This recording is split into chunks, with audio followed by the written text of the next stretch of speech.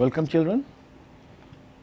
So we will be now doing the lecture, means we studied the surface tension, we studied the various instruments for measuring surface tension, and we will move ahead to interfacial tension. In the last lecture we saw the interfacial tension, how the surface curvature actually develops a pressure through the Young Laplace equation. Now we move ahead and see how the surface of this curvature actually alters the vapor pressure. So you have vapor pressure on the surface, that is a free surface, and you have a vapor pressure on a meniscus. So the meniscus is obviously a function of the surface curvature. So the properties, thermodynamic properties of a meniscus is different than that of a surface. So we start with the Kelvin equation. So what is the Kelvin equation? The Kelvin equation relates the effect of surface curvature on the vapor pressure. So if you see, this is a liquid, the blue one is a liquid surrounded by a vapor. So the pressure inside the liquid is PL and pressure outside the liquid is PV. So now the issue is the vapor pressure, that is PV, is different. Suppose it is on a freely flowing liquid. Suppose if you have a flat surface, you have liquid here. So the vapor pressure, you know, for water it is around at 1 atmosphere 100 degrees Celsius.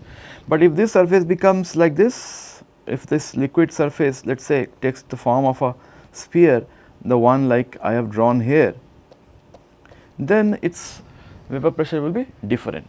So can we quantify that? That is what Kelvin relation actually uses. So the Kelvin equation therefore correlates the vapor pressure across a flat surface, which as we know from thermodynamics it is the saturated vapor pressure, and the vapor pressure across the surface curved surface, which is different from Psat, we need to quantify. So now for this we assume two different scenarios or cases. Here let us say I have gas and liquid which are at equilibrium to each other. So this is, suppose let us say this is the liquid, this is the liquid part. So in like it's a, you know, it's a flat surface. The flat surface means you have some water inside a glass. So something like that. You have vapor, which is air on top of it, and liquid. So let us suppose, you know, for chemical potential the pressures in the gaseous and the liquid phase needs to be similar. So as the temperature. So I have written here, if P1 is the pressure of the gaseous phase, it should be the same as the liquid phase. So what do we get from thermodynamics? The chemical potential is of the particular, here it is a single compound, let us say water. So it is for the water, chemical potential in the liquid phase is equal to same as the gas phase. Now consider the other way around. You have a liquid here. Now the liquid one is the one which is shaded and the entire other parts is gas. Now you know this P1, suppose this is at a different temperature, you change the temperature from T1 to T2, let us say. So if it is, that is so, the gas phase will change from P1 to P2, gas phase pressure will change from P1 to P2, but the liquid phase will change from P1, which was earlier, to, let us say it is P2 plus this value, surface tension and the product of curvature, because the pressure inside the liquid bubble is higher than the pressure which is outside the bubble, which is in the gas phase. So now this H into this is equal to 2 gamma by R. This actually comes from the this Young Laplace equation, where you saw that the pressure difference, you might recall, I am just writing, delta P equal to, that is the change in pressure from the liquid to vapor, is directly equal to 1 upon R1 plus 1 upon R2 into gamma. Okay.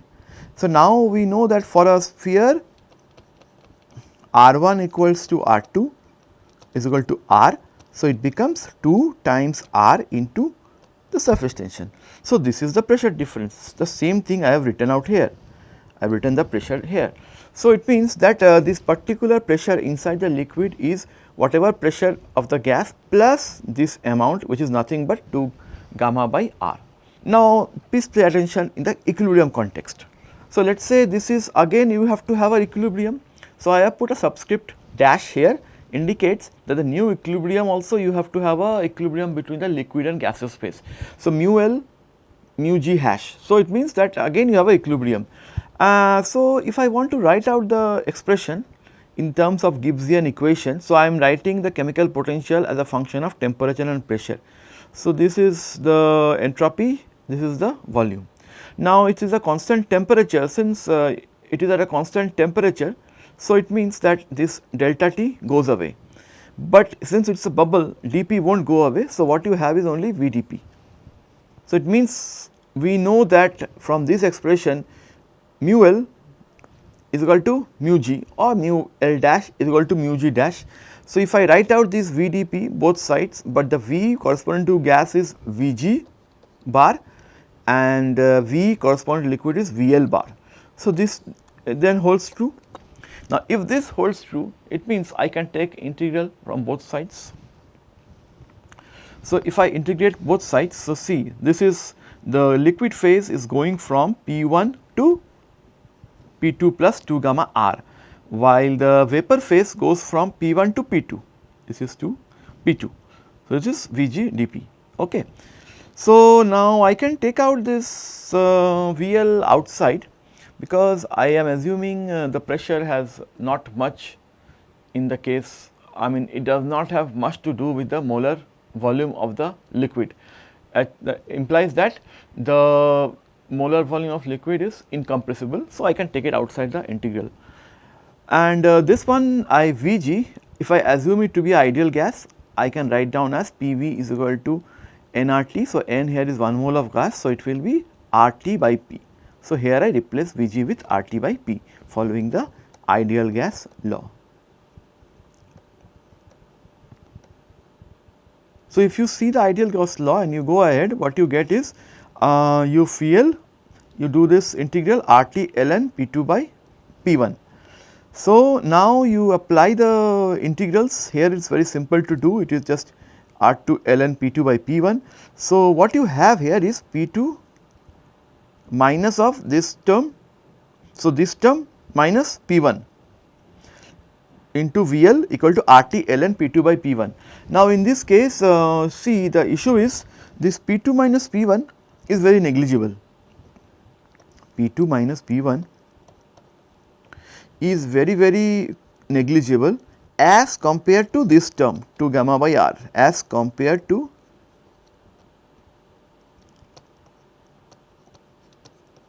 okay. So, it means here that is why I have made it equal to 0. So, what you have is only simply 2 gamma by R. So, VL into 2 gamma by R is equal to RT ln P2. Now, if you do some adjustments, you get this P2 by P1 is nothing but exponential of VL H gamma by RT, or P2 is equal to P1 into exponential VL H gamma by RT. Or another way of writing it is in this manner, where H I am replacing by 2 gamma by R, 2 by R. H is nothing but 2 by R, because it is actually relates to the pressure inside the bubble. So, that is why you get this expression. And if I want to write the vapor liquid molar volume in terms of density and molecular weight, you get write rho L by M, M by rho L. So, this is the what we called as the Kelvin equation. Okay, as per standard notation which is there in the book of Pallab Ghosh, you can go through it. So, what do we have it? So, in that book what it has mentioned, you should read this book. In that book it is written that we are integrating the same thing which I discussed just now from the vapor pressure at flat interface when R is equal to infinity, because here if you have a flat surface, okay. So, your R, this radius is infinity if it is flat. So, that is the saturated vapor pressure. So, when I write here P2 by P1, it means whatever I am writing, I am just going to the previous slide. Here I am writing P2 by P1. So, it is similar like that P2 by P1. So, P2 by P1 is nothing but what I did is, I am sorry. So, if I can recollect, P1 may be nothing but Psat, P2 will be the vapor pressure on the curved surface. This is nothing but exponential of minus 2 gamma L gamma RRD exponential 2 m gamma H by RT rho L, where m is the molecular weight, rho L is the density of the liquid, h is the mean curvature. So, the sign of this h determines whether PV Psat would be greater than or less than unity. So, how is that? Let us see. So, for a drop or a bubble of liquid in gas phase, this is on the concave side of the meniscus. So, if it is on the concave side of the meniscus, H will be positive, it will be 1 upon RD. Okay. So, RD radius here force is measured in the liquid. The vapor pressure, then the vapor pressure of a liquid in this case when it is on the concave side. So, we are considering that case when a liquid drop is inside a gaseous phase. So, that liquid drop vapor pressure will be greater than the saturated vapor pressure, which implies that this ratio PV by Psat is greater than 1. Okay. So, you can say this is case 1, the next two is case 2. So, what is case 2? The other way around, you have a gas bubble in liquid. So, if you have a gas bubble in a liquid, then the liquid is on the convex side of the meniscus. So, then H becomes negative of 1 minus RB. So, the vapor pressure inside a gas bubble will be less than the saturated vapor pressure, okay? Because if you look up that expression, it becomes negative. So, it means this ratio is less than 1. So, what we see then, the effect of the curvature of the surface thus is pronounced for very small drops and bubbles. So, let us go previously again that expression, why it is very pronounced, because see this radius is there, na, this r, you know, the value of r, if it is less, then only it will have significant effect on this ratio. As you get higher and higher value, this all P2 will almost be close to P1 or PV is close to Psat. So, obviously, this phenomena is more pronounced when radius are in the order of nanometer, micrometer, like that. Okay. So, let us see this problem and we will come to understand. For example, I have asked you to calculate what will be the PV to Psat ratio computed from Kelvin equation for water drops at this temperature having diameters 1 micrometer and 1 nanometer. So, in this case what to do is that you write out the first the density of water rho L, which is 1000 kg per meter cube. Okay. Then you have the molecular mass of water, you write down 18 into 10 to the power of minus 3 kg per mole.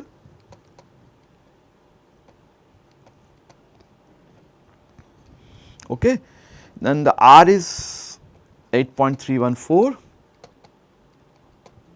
joules per mole Kelvin, and then you have you know that surface tension of water, which I suppose you must be knowing because this has been discussed many of times. You should remember surface tension of water. This is nothing but if I write in newtons per meter, it is 72.5 into 10 to the power of minus 3 Newton per meter. We used to write in terms of millinewton per meter, that is 72.5. I am writing it into the, I am converting everything into SI units. So, now in the first case we have 1 micrometer. Now, for a liquid water, it is in the concave side. So, the H will be positive. So, 1 into 10 to the power of minus 6, or it is half into 10 to the power of minus 6 because we are talking of radius, which is equal to 0.5 into 10 to the power of minus 6. So, the radius of curvature will be nothing but 1 by RD, which is here it is the RD. So, you will have it is equal to 1 upon 0.5 into 10 to the power of minus 6, which is nothing but 2 into 10 to the power of 6. Now, it will be meter inverse. Now, you got H. Now, what will be PV? So, PV upon Psat equals to, now you put up the value exponential 2 m gamma H upon RT rho L. Fine. So, now you just put out these values, plug in the values here, exponential 2 into, so now I am writing here this as 0.018, okay, into, then you write the gamma 72.5 into 10 to the power of minus 3, then you have the this 1 by RD or H is 1 by RD. So, you write down into 2 into 10 to the power of 6 divided by R. R is 8.314 into the temperature is 298 Kelvin, and then you have the density of liquid water, which is 1000 kg per meter cube. So, this is the expression. So, if you solve this expression, you will get PV by Psat is nothing but equal to 1.002. So, this is the value, the ratio at this 1.002, which is very less. Now, for a 1 nanometer drop, now if I write there the 2 for 1 nanometer drop, everything remains the same. For 1 nanometer drop, your H will change, H equal to 1 by RD, which is equal to 1 by 1 into 10 to the power of minus 9 meter, or sorry, because it is 1 nanometer. So, you have to divide it by 2. So, you have to make it in radius. So, you will 1 upon 2. I am just writing the total in totality 10 to the power of 9. So, it is 0.5 into 10 to the power of 9 meter inverse. Okay, you are writing curvature, that is it. Other things all remains the same. Okay. So, if I write out this particular expression PV upon Psat,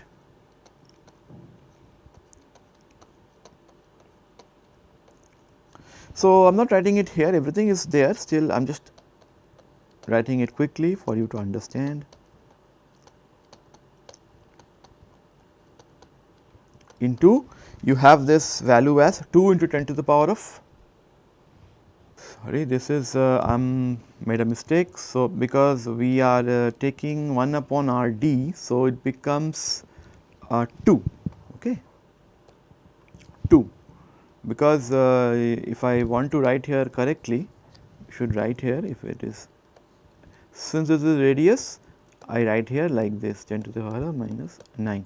So, when it goes up, it becomes 2 into 10 to the power of 9, okay. And the same thing you write down here 8.314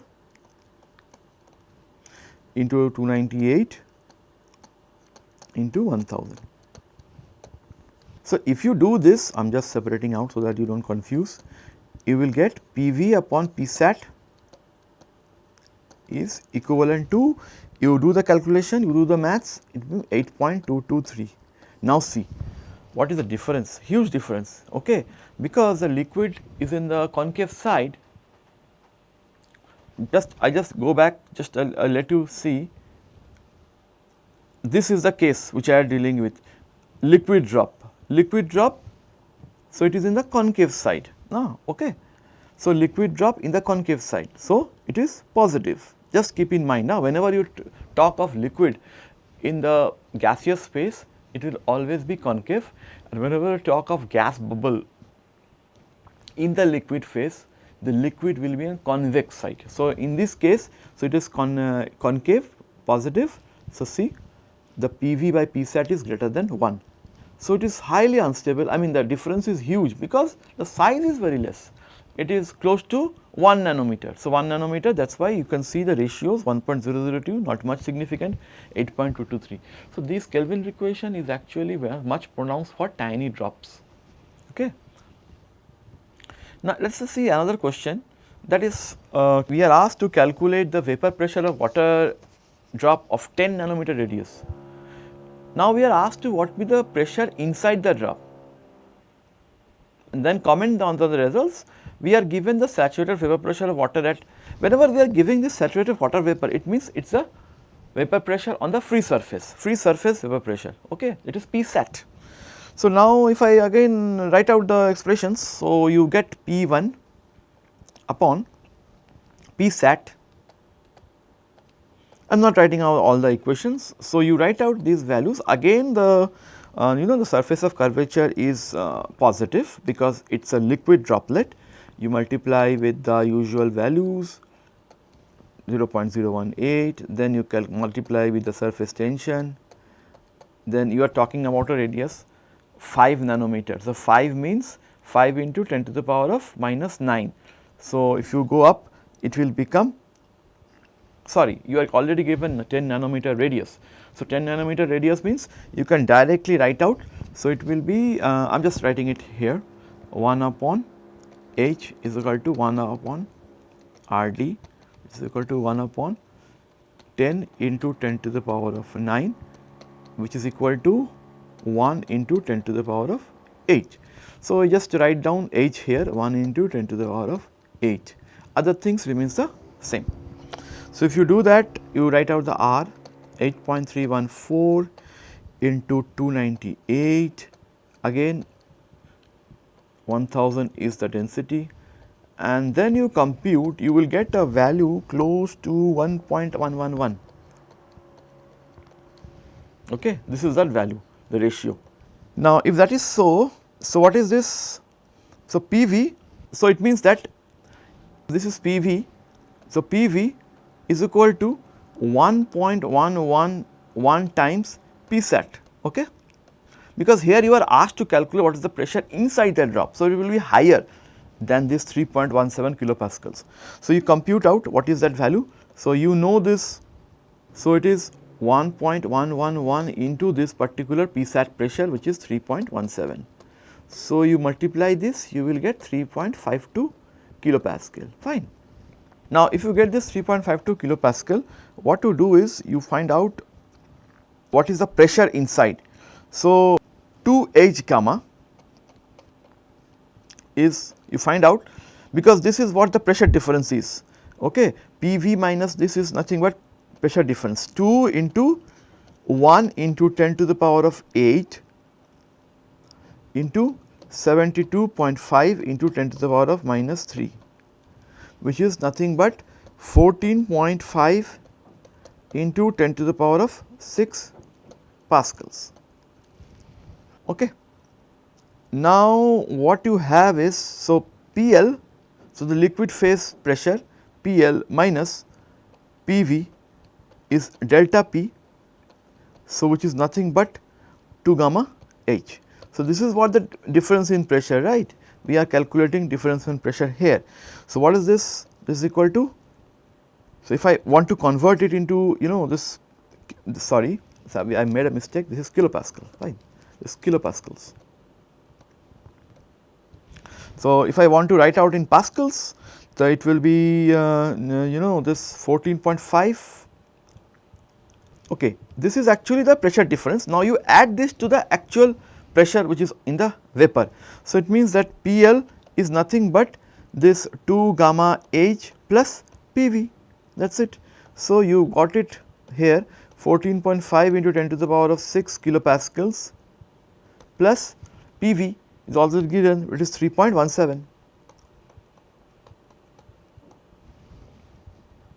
So, if I want to write out in you know, this kilopascals, you will get 14503.52 kilopascals.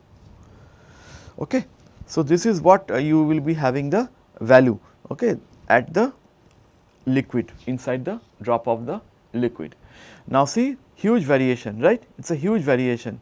The huge variation is you know, is primarily because of this radius. See, it is 10 nanometer radius. The radius value I told you regarding a tiny droplets will actually cause a lot of change in the vapor pressure from the vapor to the liquid side. So, in the vapor to the liquid side, difference is this much. You add this up with the actual saturation pressure, you get the total pressure inside the liquid. So, this is the total pressure inside the liquid. Okay. Now, we go to the next part, which is called the, you know, this the Kelvin equation for pore size distribution. In your BET experiments, I was telling you, is there any other way where you can get the pore size distribution? Yes, we can get it, we can from the Kelvin equation. Now, what you do, if suppose this is one pore, this is a adsorbent, okay. So, you have a vapor outside and you have a liquid inside and you have a meniscus here. So, this is all liquid which is filled inside. Now, you suppose you know the radius of this particular pore, let us suppose it is R. The Kelvin equation can be used for determining the pores volume distribution in porous solids. What it is? A pore in the solid having radius Rp, okay, this we maybe we can correct it and we can call this as Rp, is filled with a liquid Now, liquid here, if I want to relate with the BET isotherm, it is like the liquid nitrogen. And we assume that the contact angle is 0, so that the liquid vapor meniscus is a hemisphere of radius p. So, you assume that this is a hemisphere of radius p. So, if I want to draw a hemisphere like this, it is of a radius rp. This is what it is. Okay. So, this radius I am writing it here. Okay. So, if you consider this as a radius p, then the liquid here, if you see, now the liquid is in the convex side of the meniscus. So, H will have a negative. So, H will be negative of 1 minus Rp. Are getting? Because see, it is something like you assume that the vapor is coming inside the liquid. So, liquid is in the convex side. So, if the liquid is in convex side, it is negative. Now, this expression changes. So, you remember you have this P by P sat. So, this P I am writing as a function of the radius of the pore, and P sat is the vapor pressure at the free surface exponential. Now, the negative comes. You know that H was there, it was nothing but 1 minus, it is minus of 1 by Rp. So, this H is equal to minus 1 upon Rp. Sorry, it is already written there. So, maybe you replace this inside the expression. So, this takes the form like this. So, what you know is, you know the molecular weight of the, let us say, liquid nitrogen, you know the gamma value, you know R, you know the temperature, you know the liquid densities of the nitrogen. So, obviously, you know the P sat also. Now, if you suppose you know this, then you can compute PRP, and from the PRP you can calculate the RP. So, if you know PRP, you can calculate RP.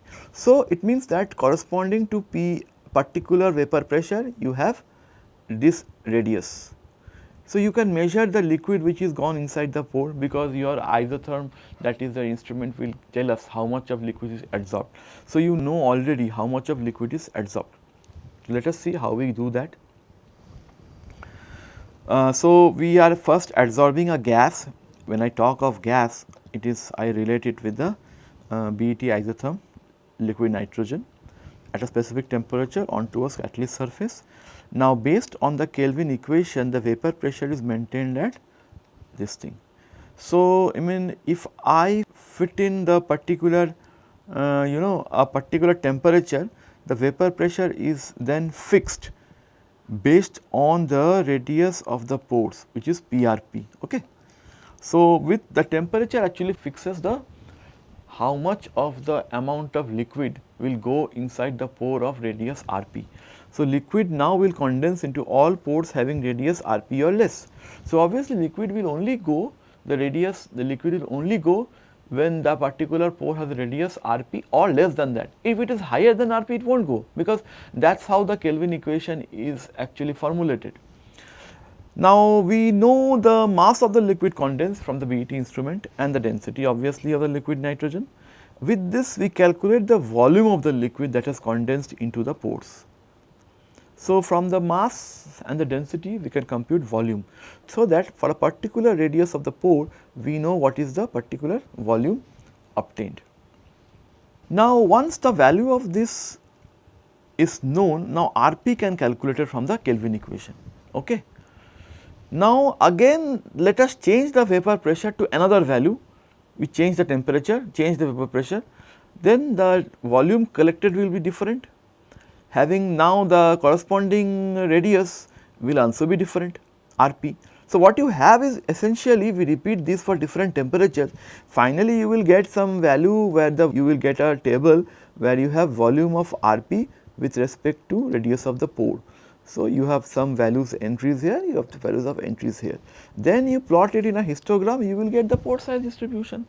So, you have different pores, and in each type of pore how much of volume is adsorbed.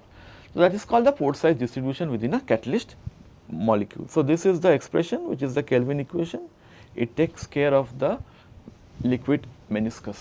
Fine. So, this is a very important application, pore volume distribution, because with this pore volume distribution, you will be able to know, okay, how many pores at this, how much I can adsorb on this, etc. So, this is very important. Now, next we come to the capillary rise or depression. So, I think you have studied it in your plus 12 level or also in the your chemical engineering fundamentals, fluid mechanics. So, if you have a liquid which is a meniscus here like this, and this is called the contact angle theta. So, if this is theta, this is also theta, and let us suppose this H is the hydrostatic head. Okay. So, if that is true, the height of the liquid column, so how much height it will go up, this will depend upon the radius of the tube, the surface tension, the density of the liquid and the contact angle. Okay. These 4 factors will govern this. Now, what are the forces acting? We will to see. So, because it comes into an equilibrium, fine. Now, the issue is here the liquid continues to rise until the vertical component of the lifting force due to the surface tension becomes equal to the weight of the liquid column in the capillary. So, you have a surface tension force which is acting above and you have a mass of liquid which is going down. So, when these two balances, this will ultimately govern the height of the liquid which has gone inside the capillary. So, can we write it mathematically? Let us see. See, the lifting force, Fl is nothing but, see, this particular force of the surface tension is actually 2 pi r gamma. Now, since this is theta, at this particular end the component of the force is 2 pi r gamma into cos theta. Then the weight of the liquid, what is the weight of the liquid? It is nothing but pi r square, which is the cross sectional area, into the height, into the rho, into the g. So, the total weight of the entire liquid which is coming downwards, this one and this one force. This is gravity force, this is surface tension force S and G. When these two becomes equal, which is the equilibrium condition, so I equate these two forces. Now, you solve for H, you get this. So, this is actually the height with which it will rise. So, if you see you get a lower and lower radius, higher and higher will be the height. Okay. So, this is obviously valid for capillary rise as well as capillary depression. Capillary depression means something like this. In the same column, suppose a liquid is here something and you have this type of, okay, you have this type of radius. So, in that case your contact angle will be something like this angle theta. So, it is capillary depression. So, this equation is valid for both capillary rise and capillary depression, only the cos theta will change. So, for capillary rise, obviously theta will lie between 0 to pi by 2, while for capillary depression it will lie between pi by 2 to pi. Just go to back to the previous slide, this is what. So, this theta, see, this theta is nothing but it is going from 90 to, so it can go up from here 90 to this entire angle 90 to 180. So, pi by 2 to pi, but in this case it can go only from here, and if it see the contact angle, if it is something like this. So, the contact angle, this one is almost close to this one, this angle is close, theta is close to 0. So, this is the contact angle when it is totally wet, the liquid totally wets the capillary. So, that is what it is written, it will lie maximum 0 is totally wet, pi by 2 is the maximum contact angle in case of rise of the liquid. If the surface is completely wet, so theta is 0, and if it is not at all wet, it will be pi. As the radius of the capillary increases, the height of the column also decreases. Now, let us see the small problem. Let us suppose we are asked to estimate the height of water inside a capillary tube of 0.5 millimeter radius. Assume the liquid completely wets the capillary. So, what you have is you find out the contact angle which is 0 from the question, because it says that completely wets the capillary. If you have that, you just put out the values, it is very simple, nothing is there. So, it was cos theta, so I am not writing cos theta because cos of 0 is 1, this is rho, g and r.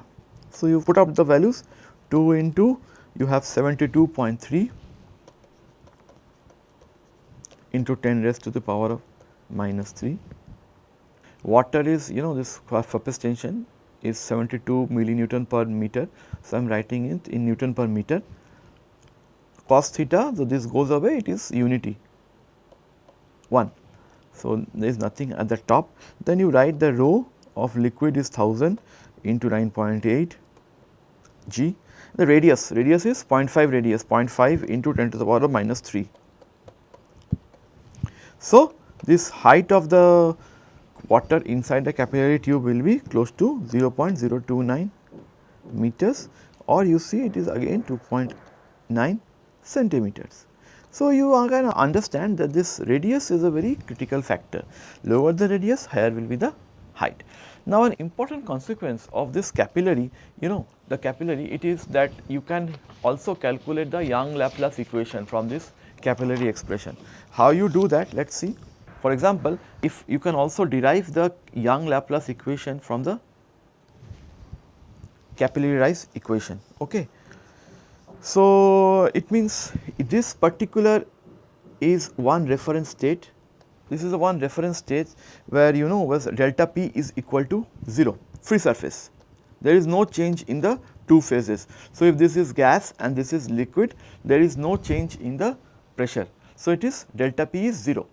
So, it means now we have another reference which is where the liquid rises here. So, if that is the reference, so we can say that the pressure in the liquid just under the curved surface is less than the pressure at the reference level. So, if you can write down this way, capillary has a cross sectional, capillary has a circular cross section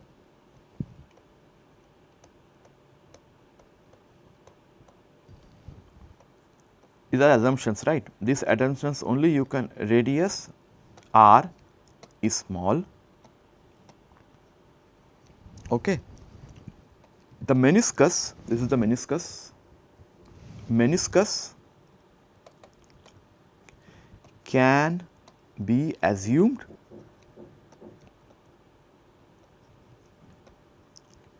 as a hemisphere of radius RC by cos theta, that is, so RH I am writing, radius of the hemisphere is nothing but r upon cos theta. Okay. So, it means that if this is the hemisphere which I am talking about, this particular hemisphere, so it means this R1 is equal to R2 is nothing but r by cos theta. Okay. Now, you see what is the total values, change in pressure?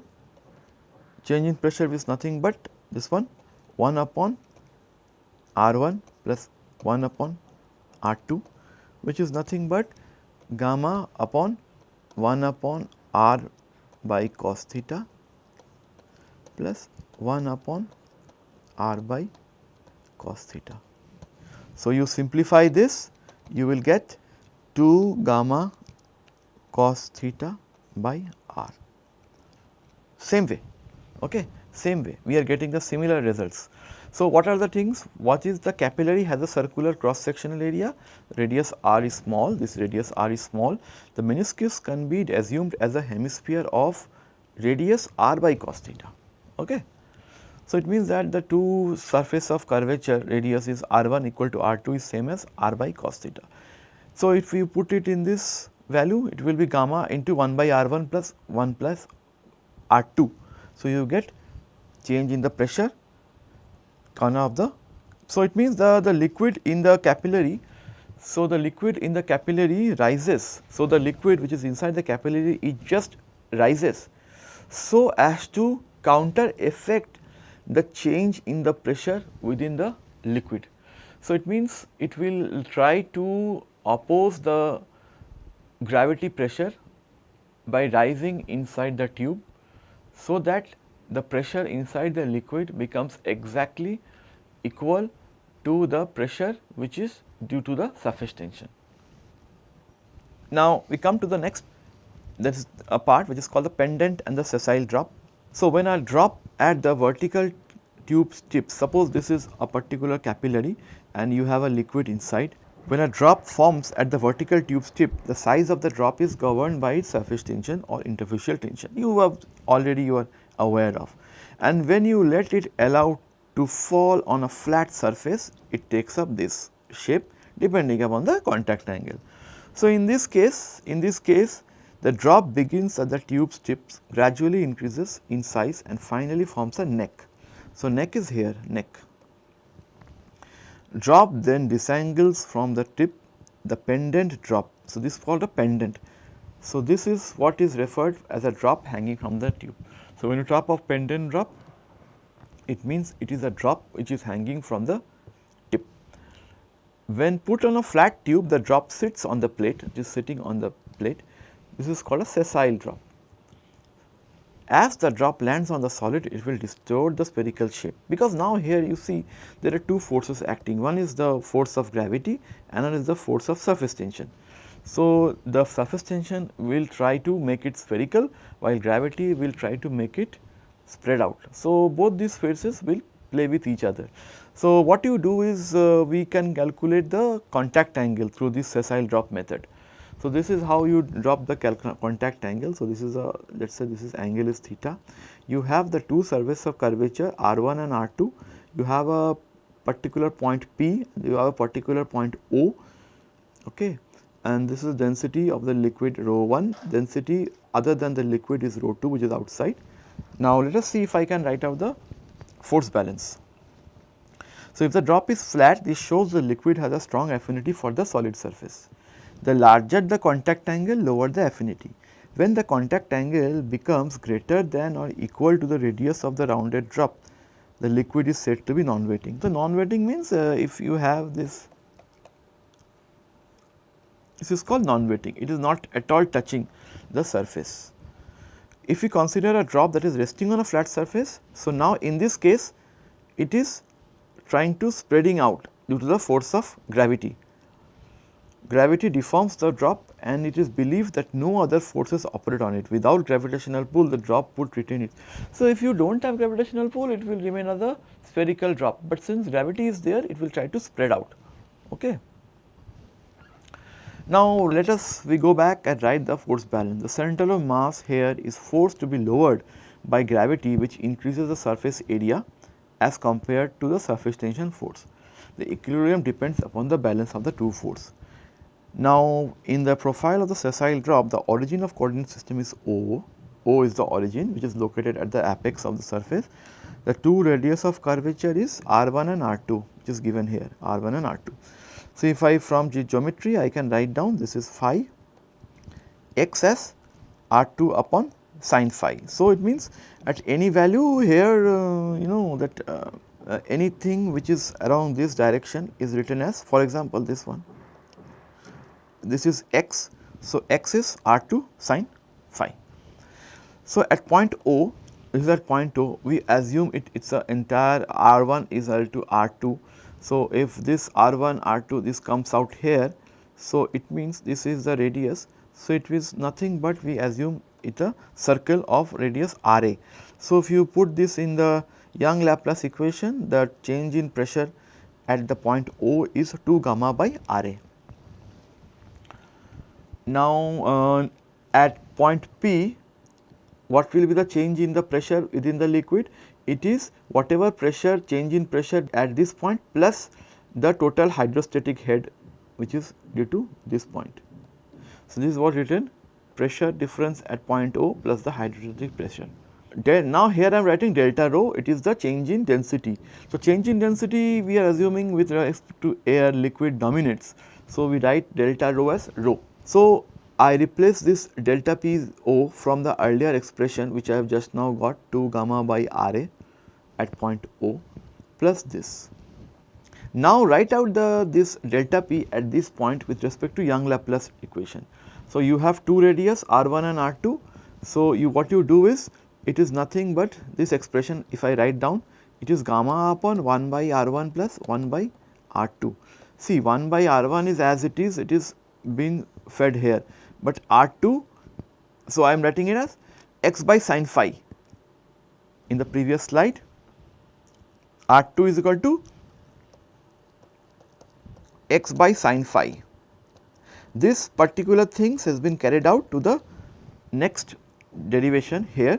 It is R2 is x by sin phi, so it becomes sin phi by x. Now you do some alteration, I mean you just rearrange the expression, gamma by Ra and all these things you take to this side, you multiply everything by Ra, the entire expression. So, divide by gamma, okay. You divide by gamma and multiply by Ra. So, this term goes away, this term goes away, it becomes only 2 and you get this expression, Ra upon R1, Ra by sin phi into x, okay.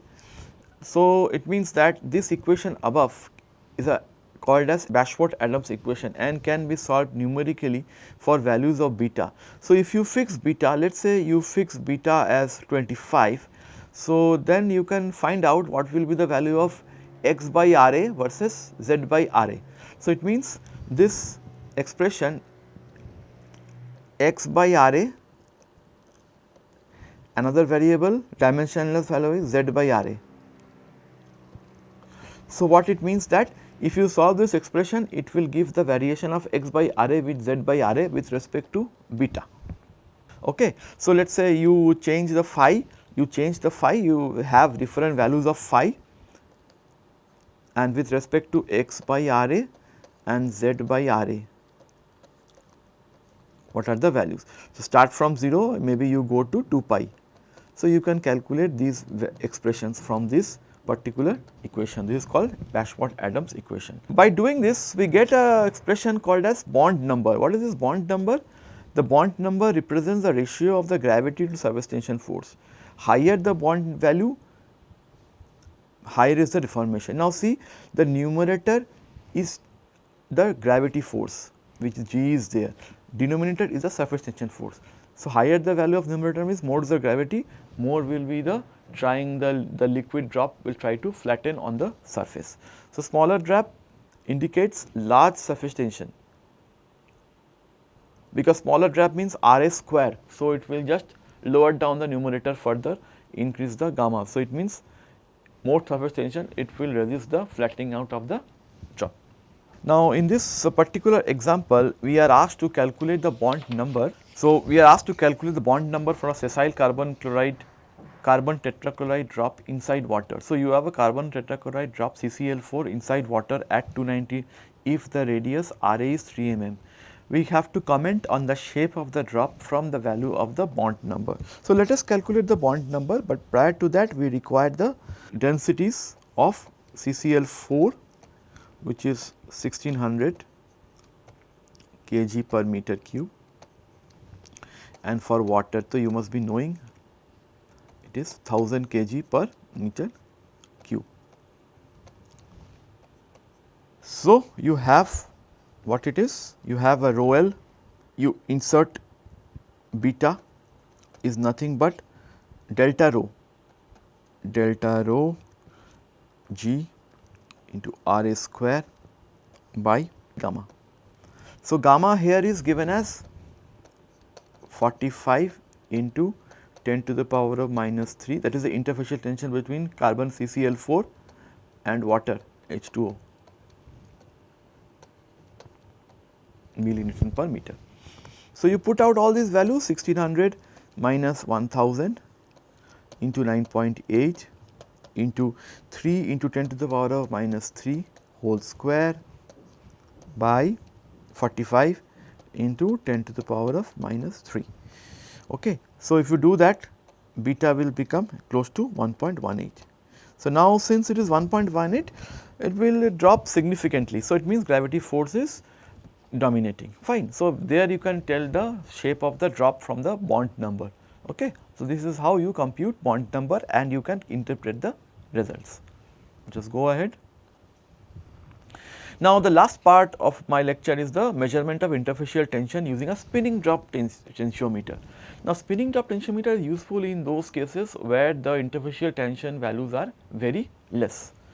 So, what you do is a tiny drop of denser liquid is put inside a glass tube that is rotated rapidly with a speed 1000 radians per second around its horizontal axis. The technique is based on the gyrostatic equilibrium, which is a condition of uniform rotation in which every particle of the fluid within the tube is at rest relative to the tube wall. At high angular velocity, the gyrostatic equilibrium is reached when the gravitational force perpendicular to the rotational axis is low in comparison to the centrifugal force.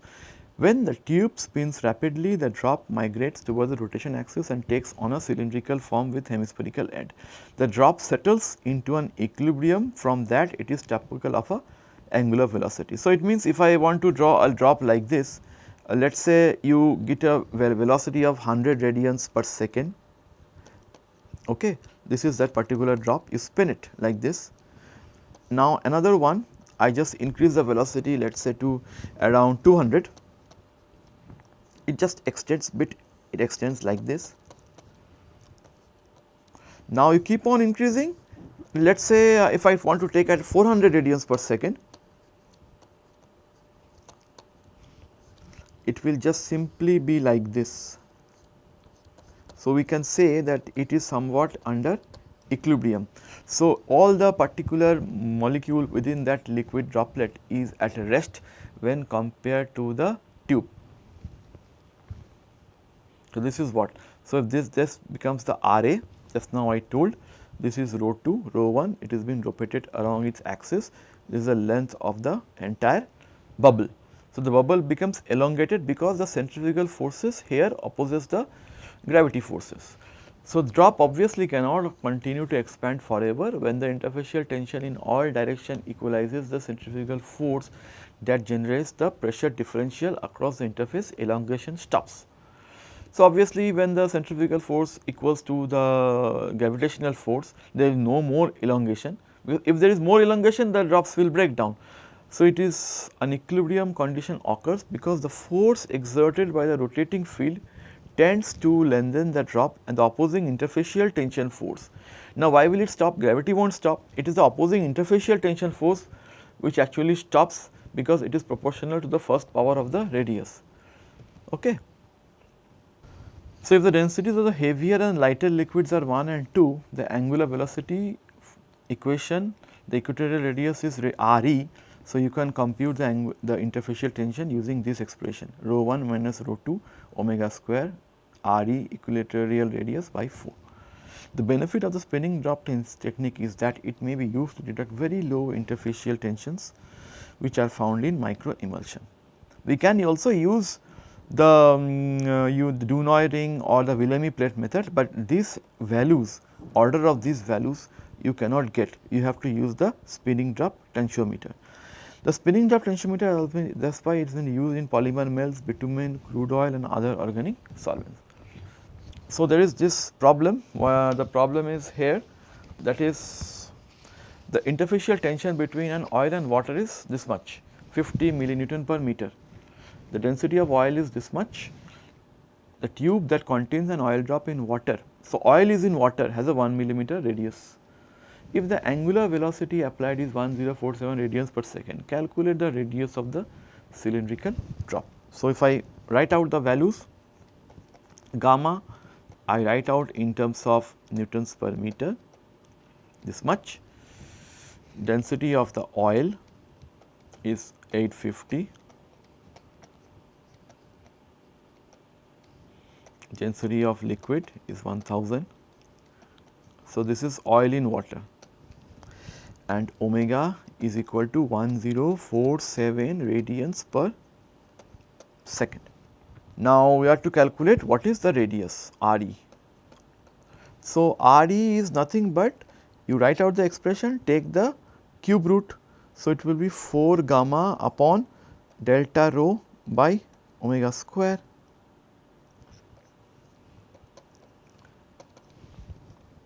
So, write out these values, 4 into 0.05 by 150, the difference is 150, delta rho you see it is 150. So, this delta rho 150 I am keeping it here, 150 is the delta rho, okay. And then you have to 1047 whole square. So, what is it? 1.067 millimeter.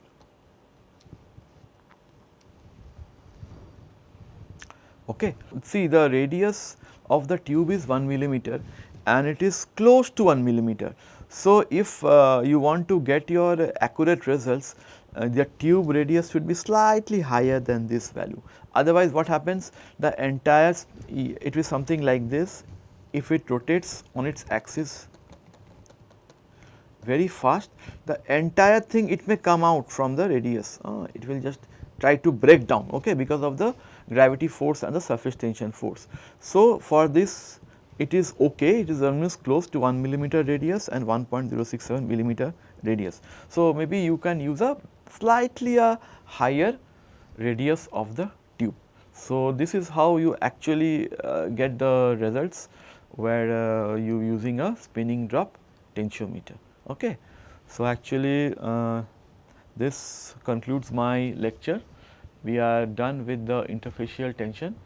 So, we will move to the rheological characterization in the next class, but I will advise you to go through the book of Pallab Ghosh, where the chapter number 4 discusses the interfacial properties, and also go through this NPTEL course by the same author, Colloid and Interfacial Science. Thank you. So, we meet again in the next lecture.